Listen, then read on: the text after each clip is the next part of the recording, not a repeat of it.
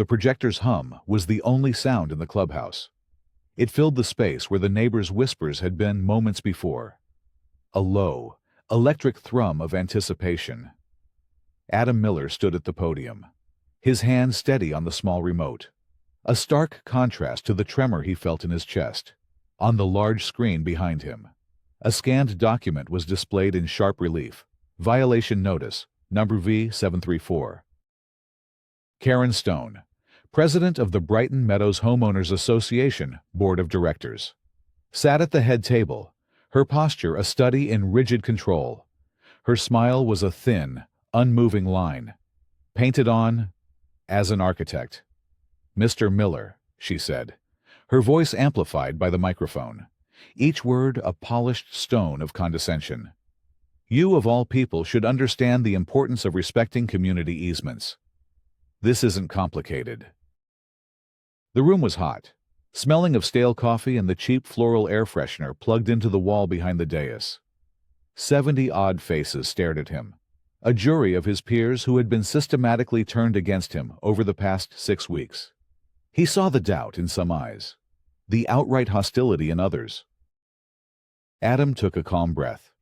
He knew this was his only shot. The certified letter threatening a lien on his home was sitting in a folder on his kitchen counter. The 30-day clock on it, down to its final 72 hours. "You're right, Karen," he said, his voice even. Professional. He met her gaze across the room. "I do understand easements. Which is why I have a simple, procedural question." He gestured to the screen.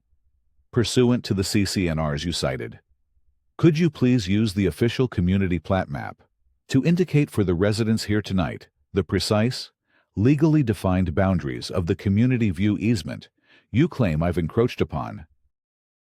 A flicker of something annoyance, perhaps panic, crossed Karen's face before being smoothed away. Her 2 loyal board members, Bob and Linda, shifted in their seats. The third, Maria Sanchez, leaned forward, a thoughtful frown on her face. "That won't be necessary," Karen said, her tone dismissive.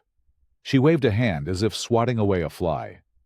"The Architectural Control Committee has reviewed the matter, and the board's interpretation is final. We're not here to debate settled issues. This is a hearing to confirm your failure to cure the violation." Humiliation, hot and sharp, pricked at Adam. This was exactly what he'd expected, a public shaming disguised as due process. But he had not come to debate. He had come to present evidence. He held his ground, letting the silence stretch, forcing the homeowners to absorb the blatant stonewalling. He saw the seed of doubt he'd just planted begin to germinate in a few faces. It wasn't much, but it was a start. He had been through hell for 6 weeks. His professional confidence shattered, his marriage strained, his home threatened. It all came down to this, to the folder of documents on the podium in front of him, and the 3-minute time slot allotted to him later on the agenda. 2 weeks earlier. The shame was a physical weight. It sat in Adam's gut, a cold, heavy stone that had been there for 21 days. Ever since the managing partner at Oakhaven Design Group had called him into his glass-walled office and spoken of restructuring and market headwinds. Laid off, at 42, with a mortgage, 2 car payments, and a portfolio of award-winning municipal projects. He was unemployed. The word itself felt foul in his mouth. He hadn't told his wife, Janet. Not yet. Each morning, he'd put on a work shirt and slacks, kiss her goodbye, and drive to the public library, where he'd spend 8 hours sending out resumes into the digital void, the silence of his inbox a constant, roaring judgment. The shame wasn't just about the money. It was about the loss of identity. He was an architect. He built things. Now, he was building nothing. He felt untethered, aimless, a fraud in his own home.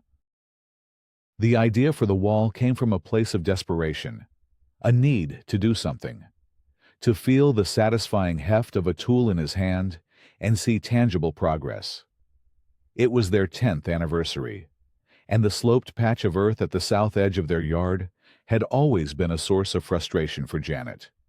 Her prized hydrangeas and lavender slid down the incline after every heavy rain. A retaining wall, he announced one Saturday morning, spreading his old blueprints on the kitchen table. Just a low one. Fieldstone. It'll terrace the garden perfectly. Janet's eyes lit up. Oh, Adam, that would be amazing. But are you sure you have time with the big library project? The lie came easily. Slick with practice. We're in a holding pattern, waiting on city permits. I've got a few weeks of downtime.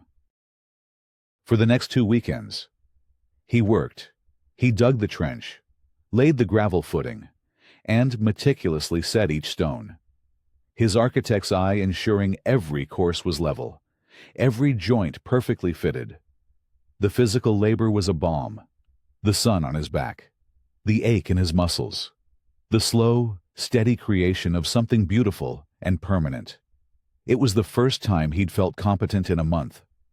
He was Adam Miller, the builder. Again. The wall was more than a gift for his wife. It was a desperate act of self-reclamation. It was a monument to a peaceful weekend, a small fortress against the encroaching chaos of his life. He finished on a Sunday evening, stepping back to admire his work. The wall was low, no more than 18 inches high, curving gracefully with the contour of the land. It was tasteful, built from materials that matched the neighborhood's aesthetic guidelines. It was also, he was certain, entirely on his property. He had checked the survey from when they'd bought the house. The property pin was a good 5 feet beyond the wall's outer edge. The first time he saw Karen Stone watching him, he'd thought little of it. She was a fixture in Brighton Meadows, a woman in her late 50s who patrolled the subdivision in her pristine Lexus SUV, her eyes scanning for infractions with the intensity of a predator. After a messy, high-profile divorce had stripped her of a certain social standing, she had redirected her formidable energies into the HOA, rising to board president with terrifying efficiency. She wielded the CC&Rs like a scepter, her reign defined by a zealous focus on aesthetics and rules. He saw her slow her car, her window gliding down, her gaze lingering on his handiwork before she drove on without a word. Adam didn't worry. He had read the CC&Rs. The wall was a landscaping feature, not a structural fence. It was well under the height limit for unapproved modifications. He had followed the rules. He was safe. He didn't understand then that for Karen Stone, the rules were not a guide to community harmony. They were a weapon, and she was simply choosing her moment to strike. The first volley in Karen's war arrived not with a bang, but with a quiet flutter of paper. On a Tuesday afternoon, a week after the wall was completed, Adam found a crisp, cream-colored envelope taped to his front door. It wasn't an official mailing, just a courtesy notice, printed on heavy cardstock bearing the Brighton Meadows HOA logo. Dear homeowner, it began, the tone politely impersonal. This is a friendly reminder that pursuant to the Brighton Meadows covenants, conditions, and restrictions CC&Rs, Article 7, Section 7.3, all exterior modifications, including but not limited to fences, patios, and retaining walls, require prior written approval from the Architectural Control Committee, ACC. His stomach tightened. He read the next line, his eyes tracing the neat, laser-printed font. It has come to our attention that an unapproved stone wall has been constructed on your lot. Please submit a retrospective application to the ACC within 10 days to begin the review process. Adam felt a surge of indignation. A courtesy notice for this. He had built a beautiful, functional garden feature. He walked back to the edge of his yard and looked at the wall. It was an asset, an improvement. This was bureaucracy run amok. He crumpled the notice in his fist. A small act of defiance. He'd built the thing to code, on his own property. He wasn't going to beg for retrospective permission. He'd ignore it. It was just a friendly reminder. After all, it would go away. He smoothed the paper out later, his anger giving way to a more practical unease. He and Janet sat at the kitchen table that evening, the thick, three-ring binder of the HOA governing documents open between them. Section 7.3, Janet read, her finger tracing the line. It does say, retaining walls. But look at Section 9.1, Adam countered, flipping a few pages. Landscaping. Minor landscaping modifications intended for aesthetic enhancement and soil retention, under 24 inches in height, do not require prior approval. That's exactly what this is. The language is contradictory, Janet mused. It's ambiguous. Adam took a yellow highlighter and marked a different clause Karen had also referenced in a sub-paragraph. 8.4.2, Easement Restrictions. The notice mentioned potential encroachment on a community view easement. This is the real issue, Adam muttered, more to himself than to Janet. This language is the problem. It says no structures are permitted within designated easements. But it all depends entirely on where the easement actually is. He tapped the highlighted text. And our survey says we're clear. Convinced of his position, he tossed the crumpled notice into the recycling bin. It was a misinterpretation, a simple mistake on the board's part. He would not dignify it with a response. A week later, the second volley arrived. This one was different. It came via certified mail, a green cardstock slip waiting in his mailbox that he had to sign for at the post office. The envelope was thick, official, inside. The tone was no longer friendly. This was a formal violation notice. Dear Mr. Miller, this letter serves as a formal notice of violation of the Brighton Meadows CC&Rs. As you were previously notified on October 12th, the unapproved retaining wall constructed on your property at 124 Chestnut Drive Lot No. 87 is in breach of Article 7. Section 7.3, Unapproved Modifications, and Article 8. Section 8.4.2, Encroachment on Community View Easement. Failure to respond to the initial courtesy notice has resulted in the levying of a fine in the amount of $100 100 pursuant to the board's adopted fine schedule. You are hereby instructed to dismantle and remove the unapproved structure within 30 days of the date of this notice. Failure to cure this violation will result in further fines and enforcement actions as permitted by the governing documents and state law. Adam's blood ran cold. $100. A 30-day demolition order. He looked at the certified mail receipt in his hand, the official tracking number staring back at him. This was a paper trail. This was real. The threat was no longer a polite suggestion. It was an official, documented demand with a financial penalty attached. Karen Stone was serious. This was not going to just go away. The Architectural Control Committee hearing was held in the same stuffy clubhouse. A week later, Adam arrived armed with his property survey, a copy of the CC&Rs with relevant sections highlighted, and a carefully prepared logical argument. He believed in the power of reason, in the clarity of blueprints and legal descriptions. He was an architect. After all, facts were his trade. He was crushingly naive. The ACC was comprised of 3 people, Karen Stone, who chaired the committee, and her 2 unwavering allies from the board, Bob and Linda. Bob was a retired insurance salesman who nodded at everything Karen said, and Linda was a woman who seemed to find a deep personal offense in dandelions and slightly mismatched mailbox posts. It wasn't a committee. It was a tribunal. When his turn came, Adam walked to the podium and laid out his case with professional precision. He presented the survey, pointing to the iron pin marking his property line, a full 5 feet from the wall. He cited Section 9.1, the clause about minor landscaping modifications.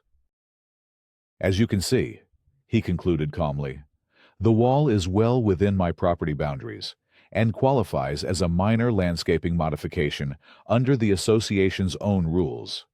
Therefore, no prior approval was required, and no encroachment has occurred."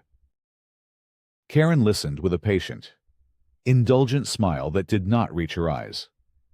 When he was finished, she didn't even glance at his survey. "Thank you for your presentation, Mr. Miller," she said, her voice smooth as glass. "The committee appreciates your perspective. However, the board interprets Section 7.3 as superseding Section 9.1 in the case of any constructed wall, regardless of height. Furthermore, the community's own landscape maps clearly show a community view easement running along the southern edge of all lots on Chestnut Drive." "The community map isn't a legal document," Adam countered, trying to keep the frustration out of his voice. "This survey is. It's a legal record filed with the county. It shows no such easement on the southern side of my lot." Karen's smile tightened. "The board's interpretation is final. We are not here to debate the merits of our governing documents, only to enforce them." She then turned to the assembled audience of a dozen or so residents who had come to plead their own cases about peeling paint or unapproved basketball hoops.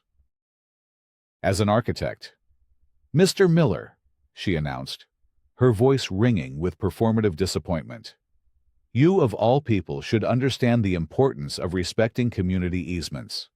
Your refusal to follow simple procedures sets a terrible precedent."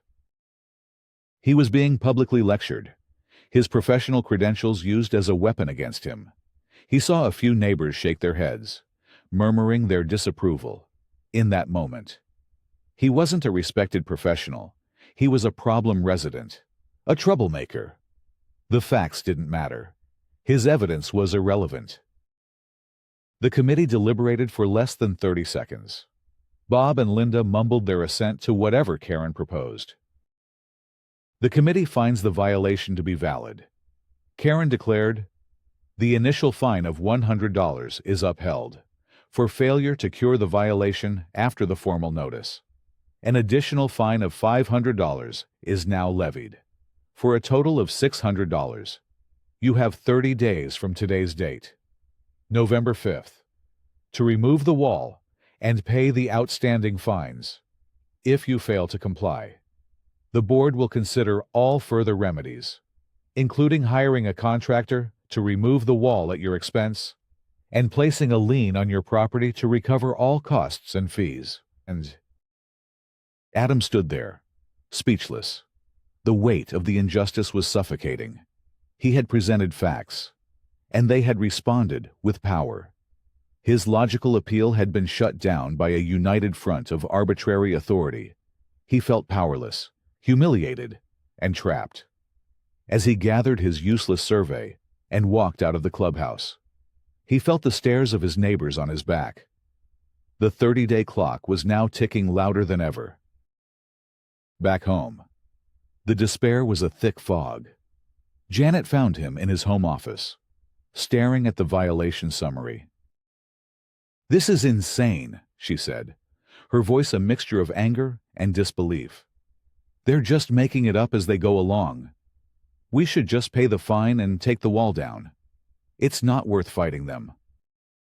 "No," Adam said, a new hardness in his voice. The architect, the builder in him, refused to demolish something he had so carefully created. The man who felt like a failure refused to be bullied into submission. This was no longer about a garden wall. It was about principle. "They're wrong, and I'm going to prove it." Janet looked at him, seeing the spark of determination she hadn't seen since before the layoff. She nodded slowly. "Okay, but don't get angry. Get organized. Create a file. Document everything." Her words were a lifeline. Organization. Documentation. This was a language he understood. He created a new folder on his computer and a physical one on his desk. He scanned every notice, every certified mail receipt, saved every email. He was building a case. His first call was to Mr. Henderson, a sharp-as-a-tack retired surveyor who lived 3 houses down. George Henderson had lived in Brighton Meadows for 40 years and had a long memory of the HOA's various power struggles. Adam laid out the situation on George's dining room table, spreading his survey map next to the HOA notices. George peered at the documents over his reading glasses. He tapped a wrinkled finger on the survey. This is good. This is a legal record. But it only tells you what's on your lot. He then pointed at the violation notice. She's citing a community view easement.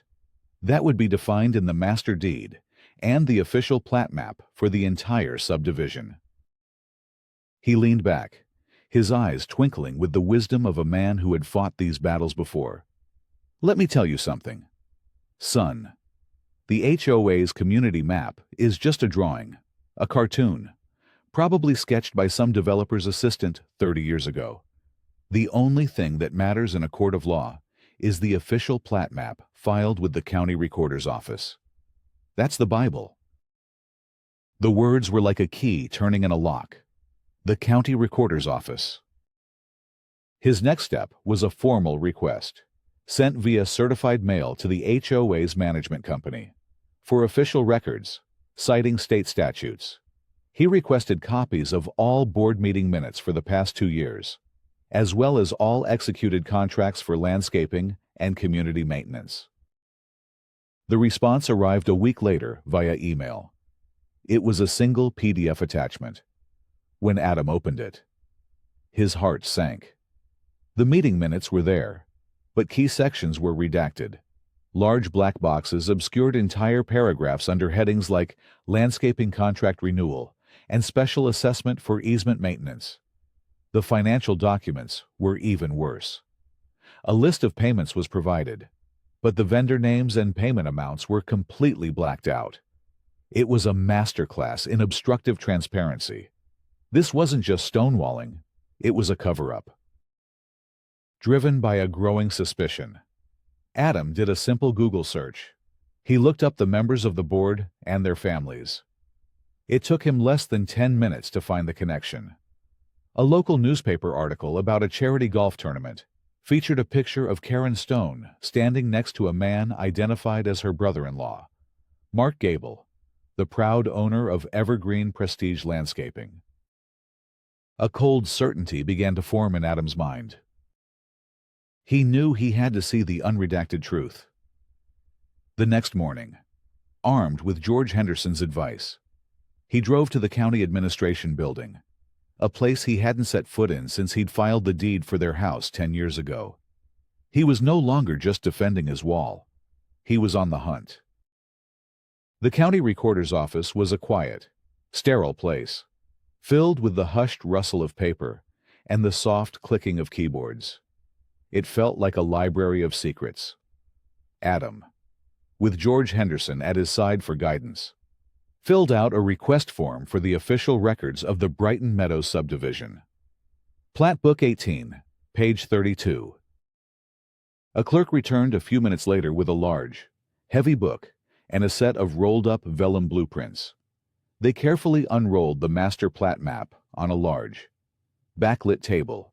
It was a sprawling, intricate document, covered in the precise, spidery handwriting of a surveyor from 1988. George ran his finger along the lines, his experience evident in the way he navigated the complex web of lots, setbacks, and utility rights-of-way. Okay, here's Chestnut Drive, and here's your lot. Lot 87. Adam leaned in, his heart pounding. Together, they scanned the perimeter of his property on the map. They saw the utility easement at the back, the setback lines at the front. But along the southern edge, the edge where he had built his wall, there was nothing. Just a clean, solid line indicating his private property boundary. "I don't see it," Adam said, a note of confusion in his voice. "Hold on," George said, his finger tracing a faint, dotted line on the other side of the property. "There it is." Adam stared. Along the north side of his lot, bordering the adjacent property, was a clearly marked, 10-foot-wide swath of land labeled Community View Easement. He felt a dizzying rush of adrenaline and disbelief. He read it again. He checked the lot number, the street name. There was no mistake. The easement Karen Stone had cited, the entire legal basis for her campaign of fines and threats, was real. But it was on the opposite side of his property, 100 feet from his garden wall. "She's not misinterpreting the CC&Rs," Adam said, his voice a low whisper of dawning comprehension. "She's enforcing an easement on a piece of land where no easement exists. This isn't a mistake. It's a fabrication." To be certain, they pulled the master deed, in dense, legalistic text. It described the easement with painstaking precision, referencing the official plat map and confirming its location on the northern boundary of lots 82 through 88. The land where Adam had built his wall was, unequivocally and without any restriction, his private property. The fight was no longer about a violation. It was about fraud. The full picture began to crystallize in Adam's mind, connecting all the disparate pieces, the redacted contracts, the no-bid approvals, the brother-in-law's landscaping company.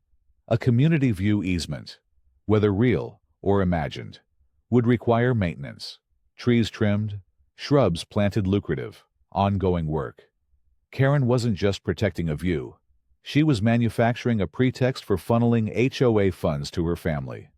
His small, innocent wall had inadvertently threatened her entire scheme by drawing attention to a piece of land she needed to control. Adam carefully took photos of the plat map and the deed with his phone, capturing the official county stamps, the dates, the signatures. This was it. This was the irrefutable proof. He felt a surge of righteous anger, but also a cold, clear sense of purpose. He finally had the weapon he needed. Karen Stone must have had a source inside the management company, someone who alerted her that Adam Miller was requesting records and digging into contracts, because the moment he left the county building, the war escalated. Karen, realizing he was no longer a passive victim, but an active threat, opened a second front. 2 days later, a city inspector showed up at his door. "We've received an anonymous complaint," the inspector said, clipboard in hand, alleging that your new retaining wall violates municipal setback codes and was built without a required city permit. Adam was stunned. He knew for a fact that a permit wasn't required for a non-structural wall under 2 feet in height, and his wall was well within the city's 5-foot setback line. The complaint was baseless, another complete fabrication. But now, he wasn't just fighting the HOA, he was fighting City Hall. He had to take a day off from his job search to meet with the inspector, provide his own measurements, and submit documentation to prove his compliance. It was a draining, bureaucratic battle designed to exhaust his time and resources. Simultaneously, Karen began her smear campaign. She went door to door, her expression a mask of grave concern. She spoke to their neighbors in hushed, worried tones. "We're trying to be reasonable with Mr. Miller," she'd say, "but he's refusing to cooperate. He's an architect. You know, he thinks the rules don't apply to him." She framed his fight for his property rights as arrogant defiance. She told people his unapproved structure would create a legal precedent that could lower everyone's property values. She hinted that the money the HOA was spending on legal notices and enforcement actions was coming out of the community's shared funds that could have been used for a new playground or refinishing the pool. Slowly, The atmosphere in the neighborhood began to change. The friendly waves he and Janet used to receive were replaced with curt nods or averted eyes. A neighbor he'd known for years, whose kids played with theirs, crossed the street to avoid him. They were being socially isolated, painted as the difficult residents, the troublemakers who were costing everyone money and threatening their home values. The pressure was immense, a daily grind of cold shoulders and suspicious glances. Janet was faltering, exhausted by the stress. "Maybe we should just give up." "Adam," she said one evening, her voice strained, "it's not worth being the neighborhood pariahs." Adam held the folder containing the photos of the plat map. He thought of the smug look on Karen's face at the hearing. "No," he said, his resolve hardening. "She's counting on us to break. She's escalating because she's scared. She knows I have the truth." He looked at the notice for the upcoming HOA annual meeting, scheduled for the first week of December. It was the one time all year that homeowners were guaranteed a voice, a small, 3-minute slot during the open forum. It was time to stop defending and start attacking. He circled the date on his calendar. That would be his battlefield. Before the meeting, he saw Karen outside her home. She was on her cell phone, her back to him, pacing her driveway. Her voice, though low, was sharp and laced with a fury he'd never heard before. "I don't care what she says. Michael, you will not be a day late with that payment again. Do you have any idea what this is costing me?" She listened for a moment, then let out a bitter, humorless laugh. "Powerless. Don't you dare call me powerless." The call ended, and she stood for a moment, her shoulders slumped, the mask of the iron-fisted president gone. For a fleeting second, Adam saw not a villain, but a desperate woman, fighting her own battles on a different front. The moment passed as she straightened her spine, composed herself, and got into her Lexus. The glimpse of humanity didn't excuse her actions, but it grounded them. This wasn't about pure evil. It was about greed, desperation, and a furious, clawing need for control. The Brighton Meadows Community Clubhouse buzzed with the low-grade chatter of the HOA's annual meeting. The air was thick with the smell of brewing coffee and simmering resentment. Adam and Janet took seats near the back, Adam clutching a folder and a small, black projector remote. On a stand next to the podium, a large digital clock glowed with red numbers, currently displaying the time. Soon, it would become a 3-minute countdown. Karen Stone began the meeting, presenting a glowing report on the community's financial health and her board's many accomplishments. She spoke of fiscal responsibility and the importance of maintaining property values through diligent enforcement of the CC&Rs. Adam listened, his heart a steady, rhythmic drum against his ribs. Finally, the open forum for homeowner comments began. "Next on the agenda to speak," Karen announced, a slight edge in her voice, "is Adam Miller." Adam walked to the podium, his steps measured and confident. He placed his folder down and aimed the remote at the projector. The screen, which had been displaying the HOA logo, flickered to life with his first slide. The clock started 3:00. "Good evening," Adam began, his voice calm and clear, carrying easily through the quiet room. "My name is Adam Miller, 124 Chestnut Drive. As many of you know, my family has been in a dispute with the board for the last 6 weeks." On the screen was a crystal-clear image of the first formal violation notice he had received. "This all started because of a small garden wall I built for my wife. The board, under President Stone's leadership, has a duty to enforce our covenants. I received this notice regarding a violation of for 8.4.2 concerning an unapproved modification within a community view easement.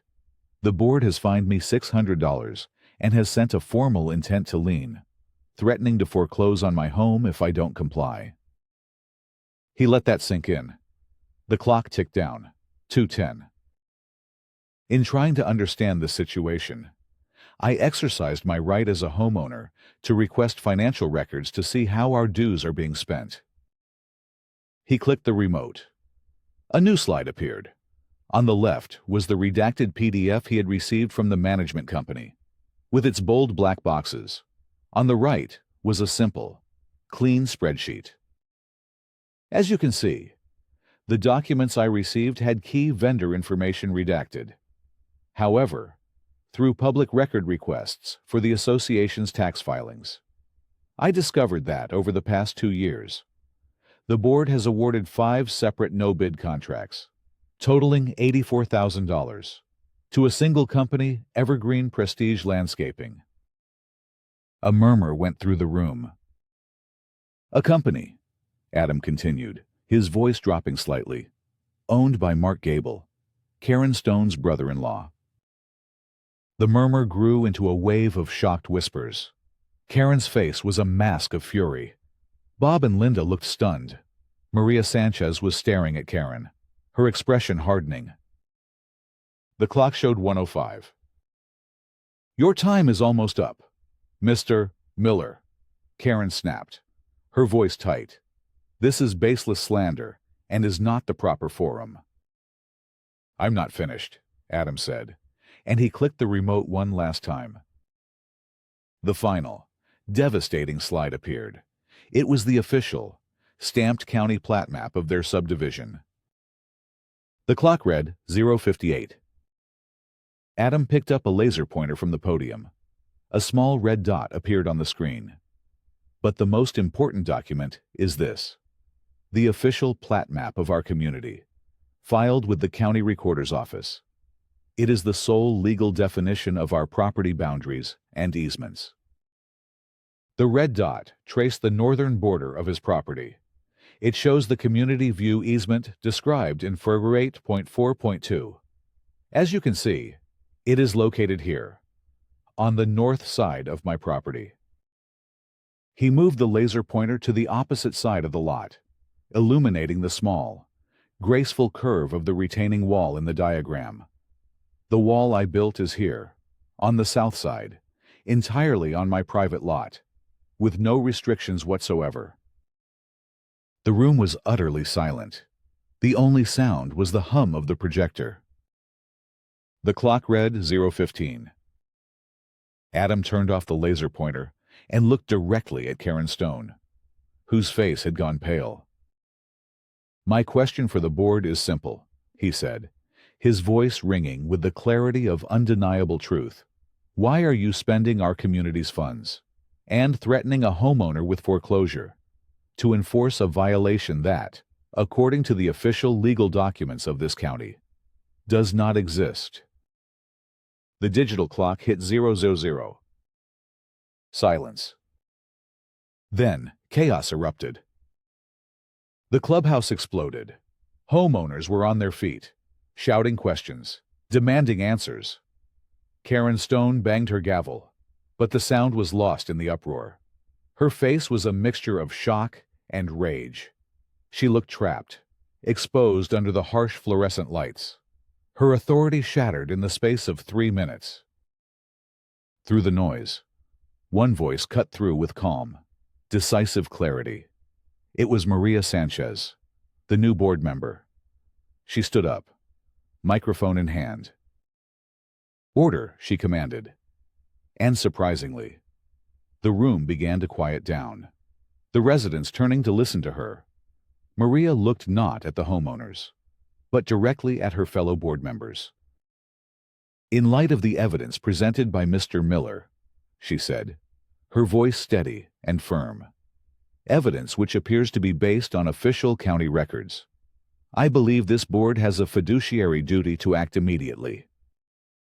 She took a deep breath. "I move to immediately freeze and dismiss all fines and pending enforcement actions against Lot, Year 87, the property of Adam and Janet Miller." "Second," a voice shouted from the audience. "All in favor?" Maria asked. Ignoring Karen's sputtering protests, a forest of hands shot up across the room. Opposed only Karen, Bob, and Linda kept their hands down. The motion passes overwhelmingly, Maria declared. She wasn't finished.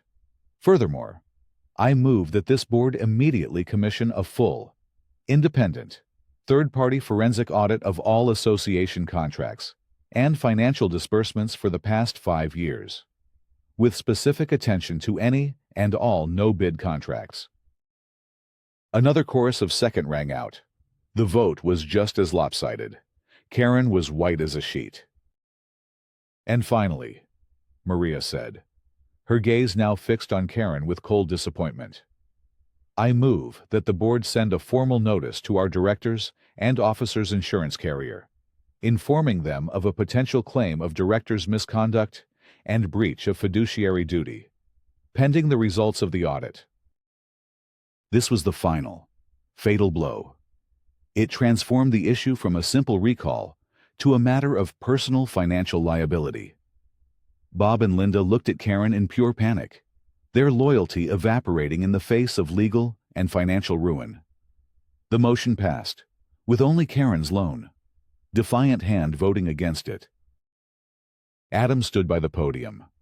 Watching the system he had fought correct itself. Before the votes were cast, he had asked for the floor one last time. Before you vote, he had said, his voice quieting the room again. I want to add one thing. My fight was about the process and the truth. I know I'm not the only resident facing fines from this board. I've spoken with my neighbor, Mrs. Gable, a widow on a fixed income, who is facing liens over the color of her trim, which is off by one shade on a pre-approved color palette. I ask that the motion not be a blanket dismissal of all current fines, which would be self-serving, but a fair, case-by-case review of every pending action by a newly constituted, trustworthy board. Let's make sure the principle of fairness applies to everyone, not just me. This act of principle, of looking beyond his own victory to the welfare of his neighbors, was what truly sealed Karen's fate. It proved he wasn't a troublemaker, but a leader. Defeated and exposed, Karen Stone stood up, without a word, without looking at anyone. She gathered her purse and her papers and walked out of the clubhouse. The door swung shut behind her, leaving a stunned silence in her wake. Her reign was over. Weeks later, the dust had settled. The forensic audit had revealed a clear pattern of embezzlement and self-dealing. Karen, Bob, and Linda had all resigned from the board in disgrace to avoid a public recall vote and potential lawsuits from the HOA's insurer. A special election was held, and a new transparent board was put in place, with Maria Sanchez as its president, and, to his surprise, Adam Miller reluctantly agreeing to serve as the new head of the Architectural Control Committee. The community, energized by the change, worked together. The new board established a compliance assistance fund, using the initial thousands of dollars recovered from Karen's kickback scheme to help elderly or financially struggling residents with legitimate repairs needed to comply with the CC&Rs. The atmosphere of fear was replaced by one of cooperation. One crisp January afternoon, Adam found a letter from the city in his mailbox. He opened it and read that the code enforcement complaint filed against him had been investigated and summarily dismissed as without merit. Tucked inside the official envelope was a small, handwritten note on floral stationery. Dear Adam, it read, "Thank you. You didn't have to speak up for me. You had already won your own battle. Because of you. The new board reviewed my case and is using the assistance fund to have my trim repainted. You gave a voice to those of us who were too scared to find our own. Sincerely, Eleanor Gable." Adam smiled. He looked out at his yard, at the small stone wall nestled at the edge of the garden, where Janet's hydrangeas were now dormant, waiting for spring. The wall was no longer a symbol of his secret shame or a declaration of war. It was a testament to a fight for something simple and true. He had lost his job and, for a time, his confidence. But in defending his home, in fighting a battle he never asked for, he had found something he thought was gone: his competence, his purpose, and the respect of his community. His victory wasn't just in the evidence he'd uncovered, but in the character he'd shown when he had all the power. As a final gesture of goodwill, he had kept his promise, planting a small, tasteful boxwood shrub near the property line, a voluntary act to improve sightlines and prove he was a man of principle, not just of protest. He went inside, the letter in his hand, where Janet was waiting with a cup of coffee. The shame was gone, replaced by a quiet, hard-won peace.